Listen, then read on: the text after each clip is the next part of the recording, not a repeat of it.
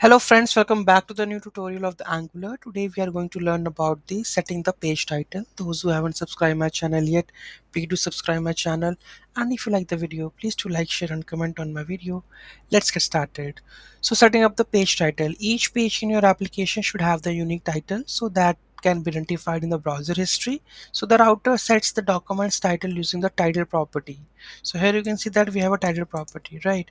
So here I'm going to add a title property like this. So resolve child title I'm passing here, or you can pass the static one if you have the static page. Okay, so here I'm going to add the resolve child title. So resolve function promise resolve child hyphen a.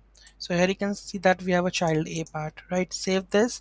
If I go and just check over here, here you can see that the child a is coming. Here you can see, if I go with the child b, child a is still there. It's not set the dynamic. Okay, so it says that the resolve child a title. So resolve function promise dot resolve and pass the child a, or directly you can pass, or here you can see that I can also add the title like this.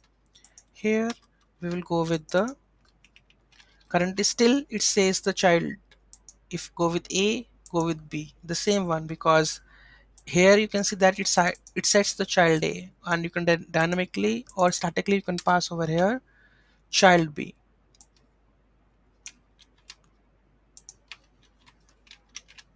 like this. So it's gonna be child b. If I go to the child a, child b, so this is very important for the SEO purpose.